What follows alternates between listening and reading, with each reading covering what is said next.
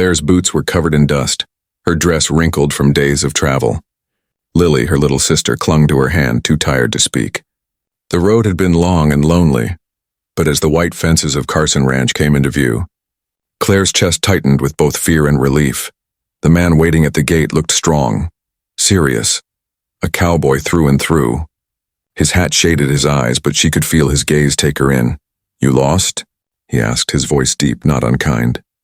Claire swallowed, her throat dry. "We're not lost, just looking for a place to stay. For a little while?"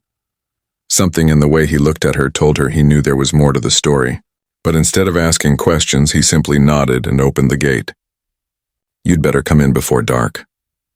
For the first time in weeks, Claire felt like she could breathe. Inside the ranch house, the smell of stew and wood smoke wrapped around them like a blanket. Claire hadn't realized how hungry she was until Luke, that was his name, handed her a steaming bowl. Lily ate fast, too fast, as if she was afraid the food would vanish. Luke noticed but didn't comment. He just leaned against the wall, watching them with quiet eyes. "You can sleep in the spare room tonight," he said finally. "We'll figure things out in the morning." Claire nodded, relief washing over her. For one night at least, they were safe. As she lay in bed, listening to the quiet creak of the house, Claire pressed the worn journal to her chest. It was the only proof she had, the secret that could change everything. The next few days passed slowly, but with a strange sense of peace. Claire helped cook and clean while Luke worked with the horses and mended fences. Lily laughed for the first time in months, playing in the dirt with the ranch dogs. Sometimes Claire caught Luke watching her, not in a way that made her uneasy, but as though he was trying to figure her out. One evening, as the sky turned orange and pink, he asked softly, "Who are you running from?" Claire hesitated. She wasn't ready to tell him yet, but for the first time she thought maybe she could. It happened one night on the porch. The stars were out, the air cool.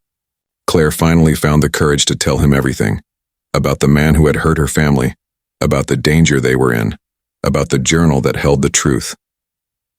Luke didn't speak for a long time. Then he reached for the journal, looked through a few pages, and let out a low whistle.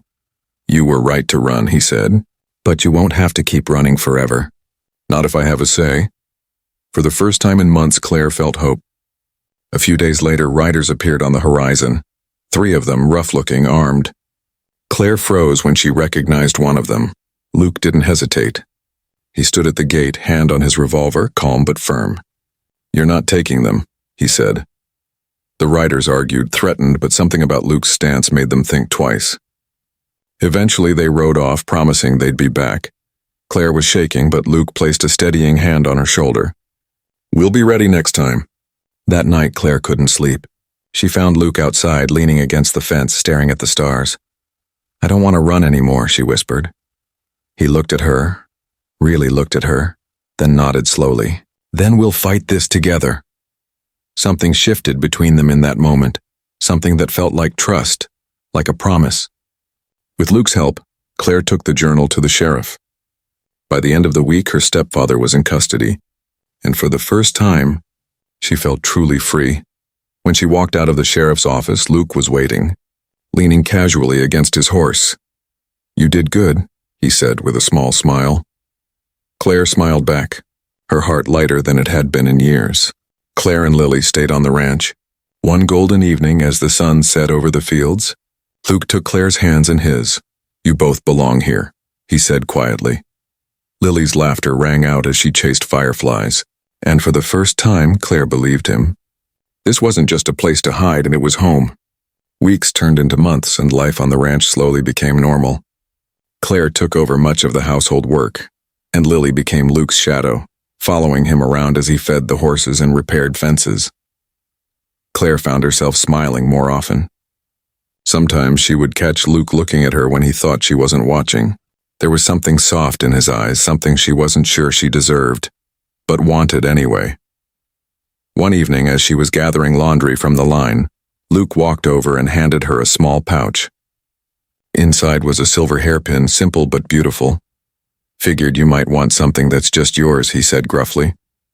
Claire's heart fluttered. She had almost forgotten what it felt like to be seen as a woman, not just someone trying to survive. Just when things felt safe, trouble returned. One of the men who had come to the ranch before slipped into town and started asking questions about Claire and Lily. Word got back to Luke quickly. "We can't let them scare you back into running," he told Claire. "You've got a life here now. We'll protect it." For the first time, Claire didn't feel fear, just resolve. That night, she and Luke sat on the porch together. He rested his hand over hers, not saying a word, but promising silently that he wouldn't let anything happen to them. It was just after dawn when the men returned, 3 of them again. But this time Luke wasn't alone. The sheriff and 2 deputies were waiting. When the riders tried to take Claire, Luke stepped forward, hand on his revolver. "You're not welcome here," he said. Within minutes, the sheriff had them in custody. Claire stood on the porch, heart pounding, but this time she wasn't trembling. "You're safe now," Luke said when he came back to her.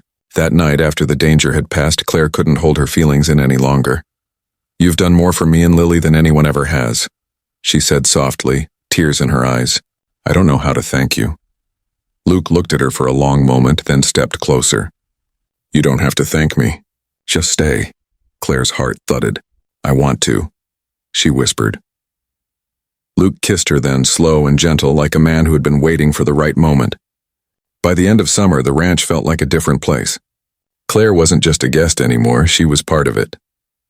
One evening, as they all sat around a campfire, Lily leaned against Luke's arm and giggled. "Does this mean you're my big brother now?" she asked. Luke laughed softly and glanced at Claire, who blushed but nodded. "Something like that," he said. And for the first time in a long, long time, Claire felt like she truly belonged. Like, share, and subscribe.